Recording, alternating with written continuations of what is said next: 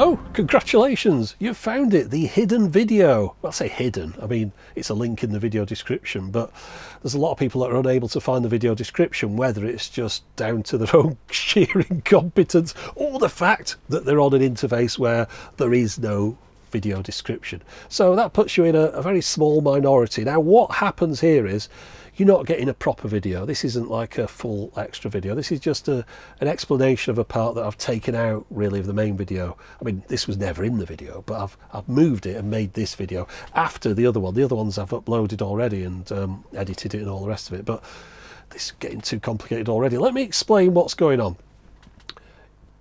I've learned in the past that whenever I make a video and I'm going to talk about something and say like why I bought it, why I chose that particular thing, why that's the feature for that week, quite a lot of people seem to get hung up on that initial statement for whatever reason. They can't seem to get beyond whatever the reason is. A lot of people just like to argue with things that have already happened, reasons for things. So for example, I'll say, oh, today I'm going to show you this new device from Apple, it's the latest, blah blah blah. Oh, I hate Apple, why'd you buy Apple, you should have got Samsung, that's rubbish, they copied this that came out from, and it just goes on and on and on. You can imagine like this big like thing all about the thing at the beginning, and like the actual review kind of gets forgotten and everyone just goes crazy about whatever the bit was at the beginning, and all that was an introduction. You see, the thing is, I don't tend to get many things for free. There's been a couple of things in a year perhaps, but majority of stuff I buy, and I'll explain why I bought that particular thing. I just think it's part and parcel of like explaining why I thought that was worth getting hold of, and sometimes these things turn out to be rubbish, but you only know that at the end. Now, by getting too hung up on that initial thing, I think it's a little bit like, give you an example. Imagine you had a wedding, you were getting married, and you had a nice little wedding, you just invited a few friends that you knew, a few that you hadn't seen for a while, and then one of them brings along, you know, like +1, brings along like the world's most famous celebrity. Now, that would kind of ruin the event, wouldn't it? However nice that person was, all the focus would then end up being on them, and your wedding would kind of take second place. And I'm sure most people wouldn't really want that to happen. And that's what I'm explaining about here, that like really I just want to review a piece of technology and say, here's how this works. And it's almost like people have forgotten about the thing that I'm reviewing. So I thought, on this one, let's try something different. Let's take out the explanation and then just go straight into the thing, say, here's a thing, have a look at it, and then put the explanation separately if anyone really is that interested in it. And you're here, so we'll go through it. Now, this will take a while. It's not interesting, another reason why I took it out, but I just wanted to give you the reason why I went from having a home cinema separate system to going for a soundbar. Initially, if you just say that, it doesn't seem to make too much sense. This is why I really wanted to go into this. So yeah, buckle up, this is going to be boring. First thing, I got a new TV. I'd had a 65-inch OLED telly for quite a while, number of years, and it had got screen burn, and there were other issues with regard to handshaking, HDMI sync and all. It was getting on my nerves, to be honest, and I thought, well, it's time for an upgrade. So I got myself a new telly. Now, going from a 65, I went up to a 77. Back when I bought that 65, I would have got a 75 or whatever was around at the time if I could have afforded it, but they were like 5 times as much, so completely out of the question, if not more than that. Well, now 77s have come down so that they are cheaper than what I paid for my 65-inch a number of years ago. So I got a nice 77-inch TV. Now, the trouble with that is it's obviously heavier than the old 65, and it's larger, surprisingly.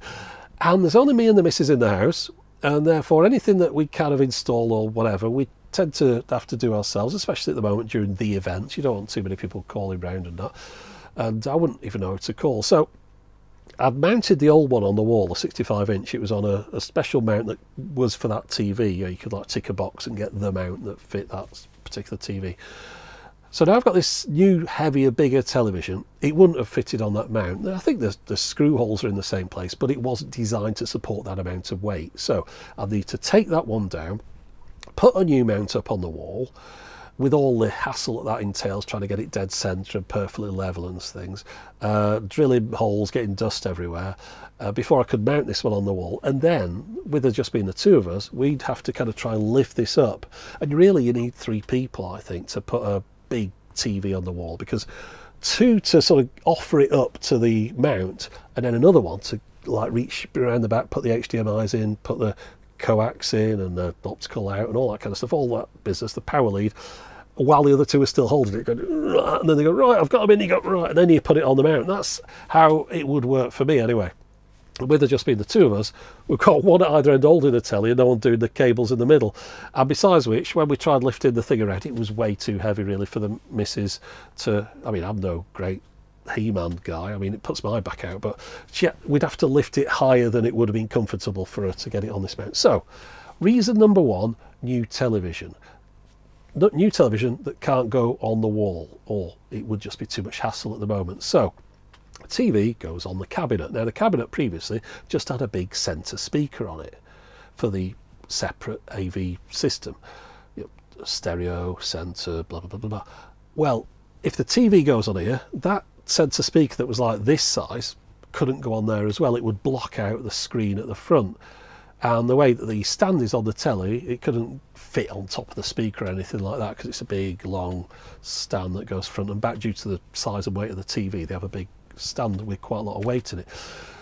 So the centre speaker had to go for the TV to go on this cabinet, and now of course that means the surround sound system doesn't work, because you know you need your centre speaker. So that was problem number 1. Now I was thinking about this and wondering, should I get like a slightly shallower centre speaker, like a smaller one that will go down below the TV, but basically the stand on this TV is like 5 centimetres tall, and there's next to nothing that would fit in that space, and besides which it wouldn't really match the I'm not saying acoustics, sound signature of all the other speakers. You know, we've got these big speakers left and right and stuff, and then this little sort of thin centre channel, which you know wouldn't have matched up. Basically, if there was something coming across the front, it would go like loud, then thin, and then boomy over there. So I was kind of at this point where I thought, right, well, if I could mount the TV up on the wall and keep the centre speaker, but truth is I kind of prefer having it down a bit lower anyway. So there was that aspect to it. Now, the other thing that went with this is that we were considering having wooden floors in the room. I get loads of asthma and stuff, and we were wondering if it's to do with like carpets and dust and stuff, so it might be an idea just to try a wooden floor. So at the moment I've got the cables for the 2 rear speakers running from the front of the room, under the carpet, under the underlay, up to the speakers at the back. They're flat cables. Now when I'd get someone round to do a wooden floor, I've done one myself in the past, but I'd want this one a bit more professional than the rubbish I did. I'd have to get people in, I'd have to put some wire, I'd have to take carpet up, put wires down first. What do you do with the other end of the wires? Would you have like speaker connection boxes on the wall? And then how would they sort of route the wires under the, they have that edge part, the kind of skirting board thing. And I was considering, would I need 2 or would I need more? Because at the moment I've just got 2 rear strands, but what if I decided to sort of go 7.1, or if I wanted to go 7.1.4 and have 2 up-firers at the back in the future? I don't want to decide now and put all the, like, not enough wires down, or put too many down. And then if I do put them down, and then the guys come round doing the wooden floor and say, you can't have all them down there, it won't be level, that kind of thing. So there was that to be considered. And then on top of that, in recent years, wireless technology has got a lot better for sending audio to speakers. You can send high-res audio to speakers now, whereas a few years ago you'd be looking to get like really kind of crappy kind of Bluetooth that cut out all the time. I say a few years ago, you know, I'm going back, but it's improved immensely over the last decade or so. So the quality that you could have for your rear surrounds on a wireless technology now is as good as you'd need for those speakers. They're not going to cut out if somebody walks in front of them, that kind of thing. Things have improved. So really, I'm thinking about having all these wires across the room. I should be going wireless. Now, if I've got my existing AV amp and the speaker setup, to go wireless from an existing AV amp, I don't think there's a kind of bridge. There probably is. I'm sure someone will link me to it, but to go from your existing speaker outputs to some kind of device that then transmits that to another, to another device on either speaker that then goes into the speakers, is getting a bit complicated. You're better off just starting again with something that can accommodate wireless rear speakers. And that kind of thing is a soundbar. So you can see how it all ties together now. I've got this TV on a stand, so all right, I'll get a soundbar in front of it, wireless rear speakers, wireless subwoofer. So I went looking for a decent quality device with wireless rear speakers. So that's the main reason for going for this soundbar above just having the existing AV system. Now, I mentioned in the video I've kept the AV amp, and in the AV amp you can specify the audio output, and I've said audio output over HDMI to the TV. So now audio goes out from the AV amp, which has got like 7 things plugged into it over HDMI and various other things. Audio goes up to the TV. The TV has the EARC audio return channel, which comes into the soundbar. So anything that's either plugged into the TV, into the 4 HDMIs on there, or into the 7 on the AV receiver, it all just goes through the soundbar automatically. Now, there was another issue to this. Previously, when I did have the AV amp, it was something that the missus never really liked, because she didn't like this kind of 2-tier audio setup. And by that I mean you could have the TV sound on, but anytime I wanted to watch a movie or a Blu-ray or whatever, I'd switch across to the amp, the audio would come through there, so then I wouldn't be using the volume control on the TV. So she'd be picking up the TV volume control, pressing mute, and nothing would be happening because the sound's coming through the AV amp. I just wanted things to be simpler. It annoyed me as well, just the audio's from there, now it's over here, now it's back over there, switching things on and off. I'd done it this way for 30 years, but in addition to that, TVs have now got better with regard to the built-in apps, or at least the one I have has. So it's a lot more powerful now, the processing power. So instead of having like a crappy TV app and having to rely on a separate box, you've now got your apps built into your TV for your Disney Plus and your Netflix, Amazon and Apple TV and whatever else, Rakuten thing that nobody ever wants but they always have a button for. So you got all these apps in your TV now that are working really well, but of course the sound from those is coming out from the TV. So again, that's another thing where I'm getting the audio out from the TV into this soundbar. Now if I was trying to do that with an AV amp, I'd have the audio return channel coming from the TV into the amp. I'd have to have the TV set up to just deliver over EARC, but then that would involve having to have the amp turned on to be able to listen to any audio at all from the TV.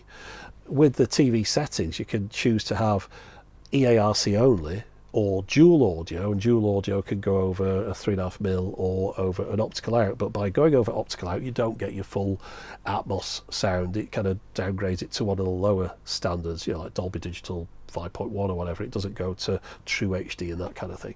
And DTSX, it will just do maybe DTS. It might not even do DTS at all. So you kind of hit these kind of barriers if you're trying to send stuff over optical. So you want to go over HDMI, but to go over HDMI you have to turn your amp on, which again is involving something else coming on. And you can have the amp automatically turn on, but things get rather complicated when you're dealing with a sort of amp and your TV. Soundbar sorts it all out.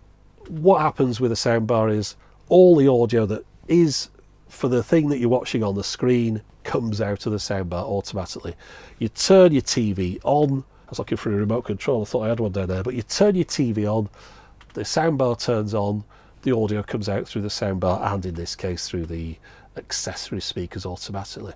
The volume control that you normally use for your set-top box or for your TV or whatever you've used for years, it's just controlling that volume for your TV, but in this case, by doing that, it then sends it via the HDMI, controls the volume for the soundbar. So it's so simple. It's like there's nothing to it. It's just really easy. Now, as you might see in the main video, the main thing that I was concerned with was, would it be as good as my separate system?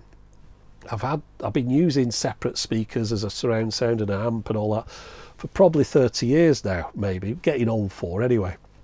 So I'm used to that setup, but it's like things have changed now. The way I mentioned with the TV having all the power and the built-in apps and the streaming things and all that, that wasn't all there when I started off doing this. What you had was your AV amp and your things plugged into your AV amp, and that would go into your TV.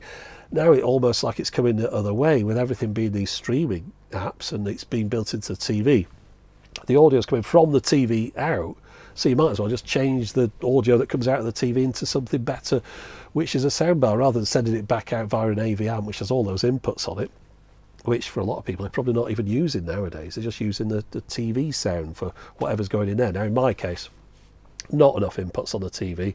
I've got 4 on the TV, I've got 2 on the soundbar, but really there's only 1. So what I'm doing is the AV amp, 1 output from there into the soundbar, and I've got like I think 7 things in that AV amp that I can switch between, all sorts of different things, old school things, new things, you know, games, various games, got 3 different games consoles, a couple of different Blu-ray players, I've got a record player plugged into it, there's quite a few things. Oh, a little media center type device. I'm using an old computer, Mac Mini, to, you know, run I honestly can't remember the name of it, but you know, the thing that's the more recent version of XBMC anyway, that thing.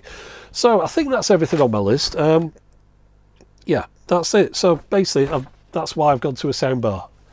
It's the modern solution. What I was doing before was what had been fine for me for decades, but now onto a soundbar, but with separates, and I'm made up with it. It's exactly what I needed all this time. It just works, sounds better all the time, whatever programs I'm watching. If I watch a movie, full surround, watching the news or whatever, normal centre channel, very clear, I don't have to think about it. And that's, at my age, I like things I don't have to think about that just work. So yeah, I am very happy with it. But yeah, that's what this video was about. I wanted to explain why somebody with a full surround sound system would even consider going to a soundbar, and after listening to that, maybe it might fit in more with some of your requirements as well. But I just thought I'd mention it. So that's what this video is about, keeping that out of the main one. As you can see, it's taken me a long time to explain, would have slowed the whole thing down, and would have put too much concentration on this part of it rather than just being a review of a piece of tech, or in the case of that video, 3 separate devices. So there you go, that's what you got. That's your free video. I say free video, I mean they don't cost anything really, any of them, do they? But you know, that's your extra video if you wanted to see it. And I say if you wanted to see it, you just have seen it. So it don't make any sense. It's been a long day. Anyway, have a nice day. If you've got I think I'll just say that's it for the moment. As always, thanks for watching.